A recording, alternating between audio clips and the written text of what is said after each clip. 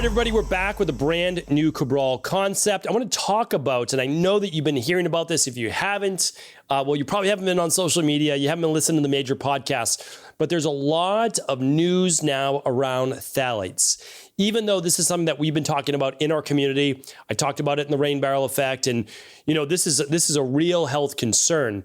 Now it has finally met mainstream media. So especially if you're a health practitioner, don't be surprised if your clients or your parents or grandparents or people start asking you, what is all of this about phthalates? I want to explain exactly what phthalates are, the most likely sources you're going to get them from, and how we need to begin to eliminate them from our life as soon and as quickly as possible. Now, as we move towards the end, we're never going to be able to completely eliminate them, but that's okay. So I don't want to have fear around this. What we need to do is to begin to move away, especially for one-for-one trades, and how we can detox these from our body. Remember, even using the word detox 10 years ago, you would have been laughed at. But now all these mainstream media, again, talking about toxins in our environment, well, finally, they're realizing what we've known about for decades, that these 100,000 plus man-made chemicals in the environment really are having an effect. What kind of an effect? They are disrupting men's testosterone levels. They are disrupting and estrogen levels, so they're increasing estrogen. They're increasing and disrupting women's fertility, namely because of progesterone and estrogen and much more. You can actually see the science and the studies based on lowering the progesterone, disrupting estrogen, causing infertility-based issues, and much more. The last one I want to add, besides the reproductive, the development issues in young children as well, is causing respiratory issues, specifically asthma in kids. So this is not something that we can really overlook any longer. And the latest article that actually made all the headlines, because obviously it was a bit sensational, was that because they had, I don't even know the right way to say this, but basically when a body is donated to science, or they're looking at doing scientific research, they use the entire body. And inside of testicles in men, they found phthalates. And this wasn't just from a year or two ago. It was like 5 to 7 years ago. And so when they looked at this is now a huge issue. These essentially plastics, polymers, which I'll talk about in just a moment, are ending up in all of the tissues of our body. I talked about nanoplastic and microplastics in the majority of people in the plaque in our arteries. Well, remember, as nanoplastics and microplastics are coming into our body, it increases all-cause mortality because of the inflammation. These polymers are doing the same.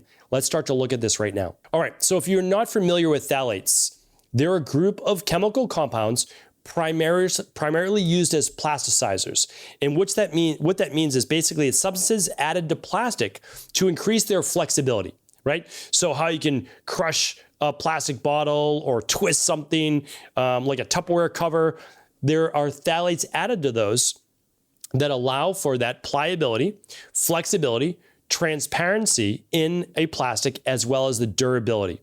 Plus, it helps the plastics stay, I'll call them fresher, longer. So that's what phthalates do. They're essentially these polymers that are added to plastic. So like, how are we getting phthalates? People have to understand we're still getting them from plastic.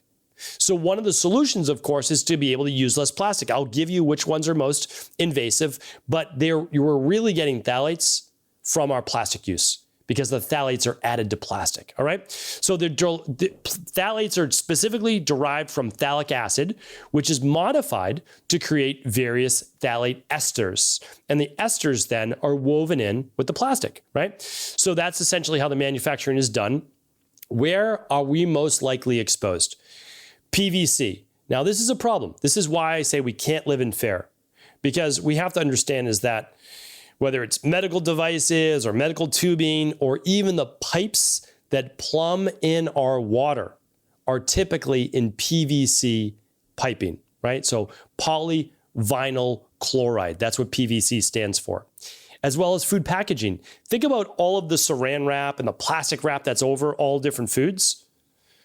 That has phthalates in it, right? So if you're wondering like, well, where are they coming from? If we're using saran wrap, especially for people that are microwaving saran wrap over food, please don't do that. Microwave for the most part, I don't believe it's the best way to cook your food. But adding plastic wrap over that or microwaving something in plastic is so detrimental for your health and specifically children's health as well. The next one, cosmetics, so makeup in general, but also lotions, creams, anything that you may use for bath-based products. So phthalates not only are used in the actual tubing of these materials, but they're actually used to maintain fragrance. So now you know phthalates aren't just with plastic bottles and wraps and tubing and what we put water through pipes with, but also used in fragrances as well. Okay, the next one, cleaning products. This is one of the biggest ones. If you're not using cleaner cleaning products, this is one of the most detrimental places that can dramatically affect you. And the positive note, though, on that is that they run out. So your laundry detergents, your floor cleaner, your kitchen wipes, like all of these things, you're going to run out of them and you're going to need to replace them. It's not like a pot or a pan, right? You might have 10 of them. You're like, I don't want to switch from all my aluminum pans, even though aluminum's not great for us. Well, I always say just switch out the one that you use the most often first. But with cleaning products, they run out like on a monthly basis. So next time, switch to a fragrance-free. That's the first step. The second, look for no PVCs, none of these things. So it's a much more natural-based process. That's what we're looking to do. So a healthy one-for-one swap. I'll talk about that in just a moment. All right. After that, for children's toys, look for and I know this is going to sound strange, as few plastics as possible. So back in the day for our daughters, because again, you have to understand, like, this is what I do for my life, right? So my wife and I, we were always looking at like old school wood toys, for our girls or things like that. And of course, there were some plastic toys, don't get me wrong, but doing your best, especially the ones that are going to go into kids' mouths, making sure that they're phthalate free, PVC free. You can ask the companies, you can see, are these safe? And if not, you can go on to online forums and begin to look at what are phthalate-free babies' toys or baby chewable based objects, those types of things for teething especially. Remember, you don't want your kids teething on plastic-based rings that have phthalates in them. It just increases the inflammation in the body. All right, the last one I want to go and update you on is, although it is important and we're not going to be buying these things all the time, our furniture and drapes and curtains, believe it or not, have these polymers, these phthalates woven in. One, it increases the flexibility. Remember, it's how it's woven in. And the second, it improves the durability. So when we're looking at sofas and rugs and all of these things, it is worth noting, is there formaldehyde in this? Are there VOCs? Are there phthalates? And just a simple search and beginning to look for more natural-based products is a great way to reduce. And here's why. I've already gone through all of the different potential detriments. Typically, it's reproductive, it's hormones, it's overall inflammation in the body, and then it's respiratory-based issues. Okay, and now there's much more, but that's leading to a filling up of the rain barrel, right? Like that we know for sure. So what do we do though, right? Because we don't want to be all gloom and doom, and I get that, but we do have to be aware. It's not like we can just say, oh, I'm not going to worry about it, and I'm just going to keep consuming all of these things. Well, the first thing and the best thing that I think people can do is stop drinking out of plastic. Nobody's going to be perfect, right? You're going to go to an airport and you're going to have to get a plastic bottle most likely, right? Not always. I'm not saying that. Some people will be, bring a glass bottle, whatever it is, but it's not easy. But doing your best, that's what I say. Just do your best the majority of the time. So one thing that we've done in my family is just eliminate the plastic bottles. It's actually pretty tremendous because now we have a whole shelf filled or open essentially in our pantry, which is pretty great. We're not spending $20 whatever dollars or more per month we were spending on. Now, it was bottled spring water. Don't get me wrong. It's not like we were buying bad water, and we do have a water filter, but sometimes it was easy just to have the bottle of water, right, as well. So now we've completely eliminated that. And even like a lot of glass as well. Not that glass is the choice. So yes, get glass if you can.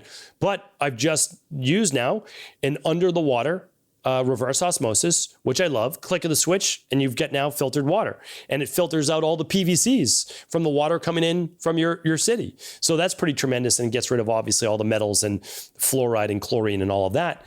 So the other thing is I run it then through a hydrogen-based water machine. Now you don't need to do that necessarily, but my exact setup, I have at stephencabral.com/hydrogen-water because I get questions all the time. What do I do? It's all there. So stephencabral.com/hydrogen-water. And then all my resources are always at stephencabral.com/resources. All right. And that's like 100 plus different companies that I love. All right. So this is what we need to do first though. We need to reduce, right? We can't completely eliminate. That's why I'm not saying eliminate, but reduce. So plastic bottles is my first step. The second, do not cook in plastic. Like that's so detrimental to your health. I still have family members, unfortunately, that it says microwave safe, or it says, hot water safe, or it's not safe, right? It's not safe. Yeah, it's safe for the bag. The bag won't necessarily melt, but that doesn't mean there won't be a transfer of phthalates into your food, and then you're consuming that. So trying to eliminate plastic water bottles, trying to then eliminate cooking in plastic. And then the next step for me would be all of those cleaning products, the 1-for-1. Switch from fabric softeners and all of the things that have air fresheners to a more natural-based detergent. That's one of the biggest steps that you can do. You can make your own cleaning detergent sprays or buy from a clean company. Those are, again, another big one. Vinegar, just in and of itself, can be a great cleaner. If you use the hydrogen ionizer that I use, you can get 2.0 water, which is a very, potent cleaning-based substance. So there's lots of ways to do that, but look for those one-on-one replacements. Now, the last one, there's many more that you can do, but I don't want to overwhelm you, is an air filter. And I know this doesn't make sense, but you have to understand all the fragrances, all the things that we track in on our shoes, if you wear shoes in your house, all the cleaning products, all of these things get kicked up in the air, and then it's attached to dust particles, and then dust particles are breathed in, and that's how we also get phthalates and aluminum, other things in our body. So investing in a good air filter, and again, all my favorites are at stephencabral.com/resources. A good air filter will pull a lot of that out of the air. Not perfect, but it's going to do a lot. Trust me. When you open up that air filter after a month and you see how filthy that screen is, you'll see, wow, you'll say, I'm glad I have an air filter. That's for sure. All right. So that's the first step. The second step is the removal, and we have to be diligent. So on a daily basis, what are we doing? Well, on a daily basis, we're consuming about 8 to 10 glasses of water or more per day. It can be in terms of herbal tea. It can be in terms of smoothies and just, of course, water. But we need to flush our systems. Another thing that we need to do is move our bodies. Move the lymphatic system so we can actually get some drainage through the body. Jumping on a trampoline or a little rebounder, just a small rebounder you can keep in your home, doing like 1 to 3 minutes of jumping on that. Very, very helpful. Walking your 10,000 steps per day, very powerful. Using a sauna to help sweat out a lot of these toxins, incredibly powerful. Doing something like a binder, like the universal binder by Equilife once a week, or with your sauna a couple times a week. Incredible at binding them up. On a quarterly basis, doing a functional medicine detox.